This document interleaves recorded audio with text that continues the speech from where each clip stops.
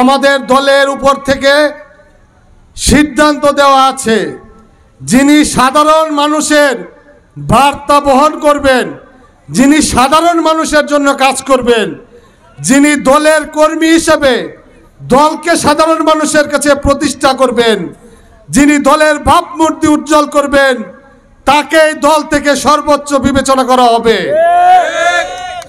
আপনারা দেখছেন চ্যানেল ইছামতি। আমাদের অনেক নেতারা শখ যে আমি ক্লাস 9-এ 5 বছর ধরে পড়তাছি, আমি রেজাল্ট যাই করি আমারে ফার্স্ট বই দেওয়ান লাগবো। ওহন আমি সালমান রুবেল যদি পরীক্ষা 1 নাম্বার পাই, মানে ফার্স্ট হই, তাও আমারে ফার্স্ট বই দেওয়ান যেত না। তারা শখ হইল তারা 5 বছর 6 বছর ধরে তারা এক ক্লাসে পড়তেছে, তারার এই ফার্স্ট বই দেওয়ান লাগবো। কোন এটা কি মানার বিষয়? এটা মানবো মানুষ? তো রাজনীতি এখন আমরা যারা সমাজের জন্য কাজ করি, আমাদের অনেক ধরনের আলাপ শুনতে হয়, সেইটা সহ্য করেই আমরা কাজ করি।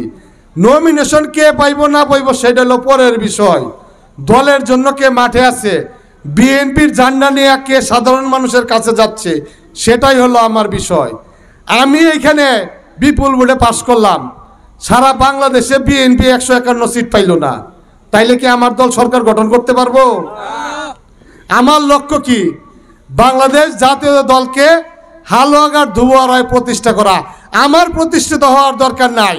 আমি সালমান রুবেল রাজনীতি কইরা বাড়ি ঘর করতে হবে সেই ধরনের মন মানসিকতা নিয়ে এখানে রাজনীতি করতে আসি নাই।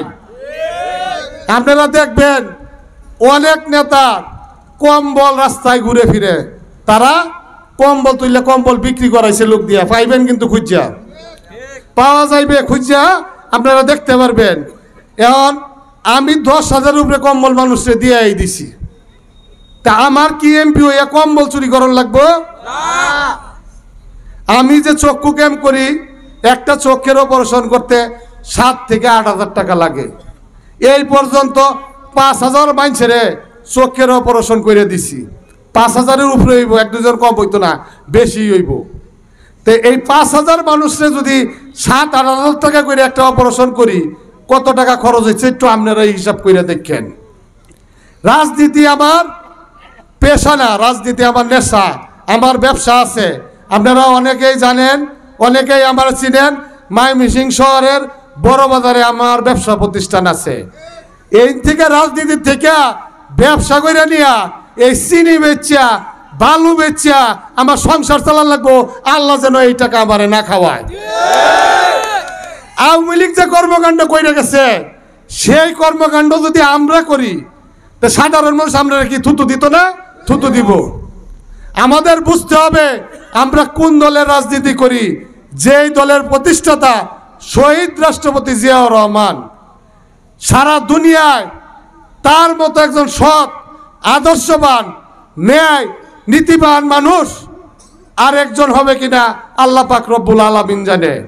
আমি বাংলাদেশ জাতীয় দলের ঝান্ডা নিয়ে এই হালুয়াঘাট ধুবুয়ারার সাধারণ মানুষের জন্য কাজ করে যাচ্ছি। আমি এটা আপনাদেরকে বলে যেতে পারবো, দল যদি আমাকে মনোনয়ন না দেয়, দল যাকে মনোনয়ন দিবে, আমি সালমান রুবেল দানের শীষের বাইরে যাব না, আমার নেতা কর্মীরাও দানের শীষের বাইরে যাবে না। কিন্তু অন্য যারা আছে তারা কিন্তু গুসা করব, তারা নমিনেশন না পাইলে কিন্তু ধানের শীষের ইলেকশন করে না। বিগত সময়ও কিন্তু আমরা দেখছি এটা।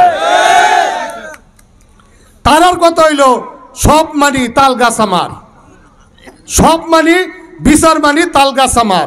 আমার কথা হইল বিচারও মানি তাল গাছও আমার লাগতো না।